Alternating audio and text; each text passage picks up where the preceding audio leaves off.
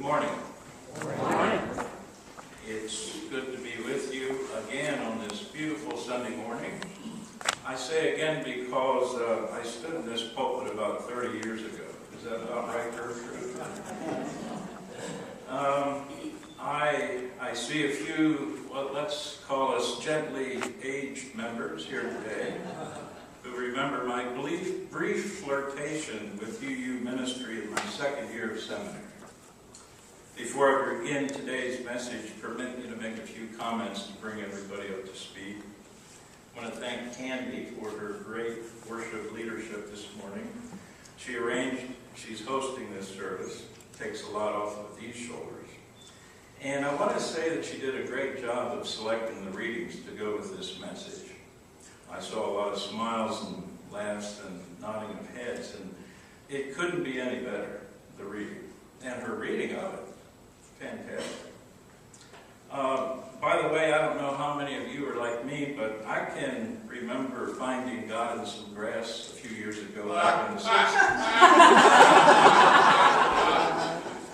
I'm almost afraid to say raise your hand. Second comment on the reading, Candy. As a grad student, I worked at Woodhaven. Those of you who know Columbia know that that's a facility that helps people with physical and mental challenges. And one day I was helping a young man get ready for the day. He was shaving. We were standing in the bathroom. And I asked this young man with Down syndrome, Doug, do you think God ever smiles? And he gave that beautiful look and laugh that only people with Down syndrome have. And he said, yeah, every time I look in the mirror. I want to thank Desi for her great music. Again, great selections to go along with the theme of the service. And I bet you can tell the one word that I'm trying to focus on today. Love. And I want to thank Reverend Molly for agreeing to allow me to be in the pulpit, or should I call it lectern today. She did so even after I told her my background.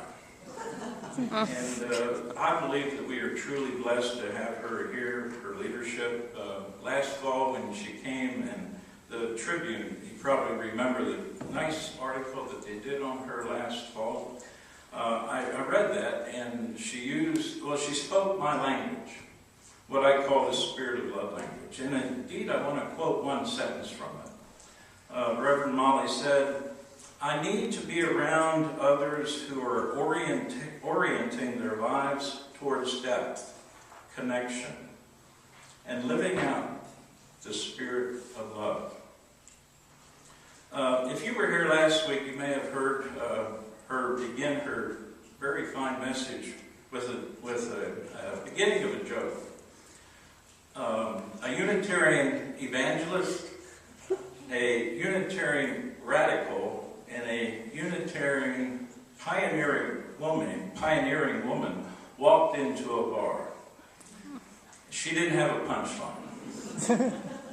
So I saw her this week, and I said, well, I'm thinking about a punchline.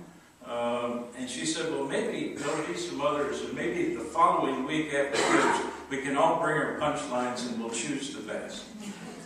So I have my punchline, and see if you can come up with one better for next week.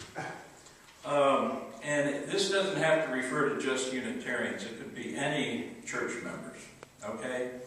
But those three people walk into a bar, and the bartender says, what do you want? Well, they looked at each other and they talked for a little bit. And then they talked a little more. And after 3 hours, they decided they needed to form a committee.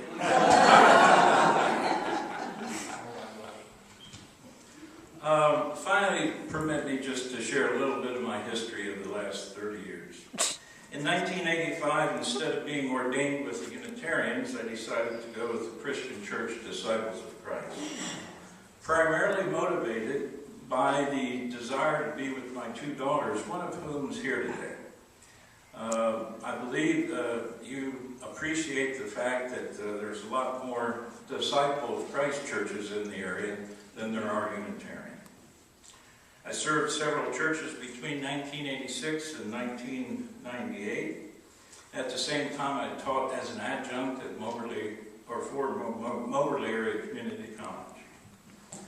1998, I got a full-time position teaching philosophy and religion, and I see one of my students back there. We had a good time, I believe, didn't we? And in 2004, I decided to leave the church. That was the year that the great state of Missouri decided to vote 70% to 30, to not allow homosexuals to be married. And I went to my fellow clergy.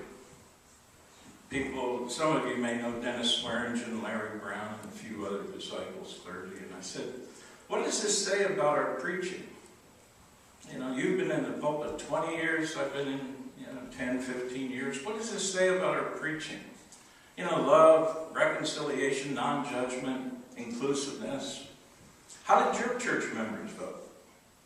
And they all said, well, about the same, 70 to 30, about that. That's when I decided to join with Bishop John Shelby Spong, a Episcopalian bishop. Some of you may know his great work.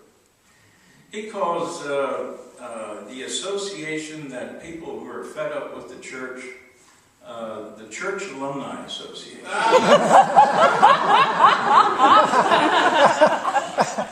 And I'm a proud member of that right now. I realized that I had more in common with my then wife's Buddhist friends. You know, I was a conscientious objector. I'm almost near pacifist, vegetarian, and I realized that I didn't have that much in common, or as much in common with my Christian brothers and sisters. Now, saying that, you know how baseball, some Latinos baseball players say, baseball been very good to me? Did you ever hear that?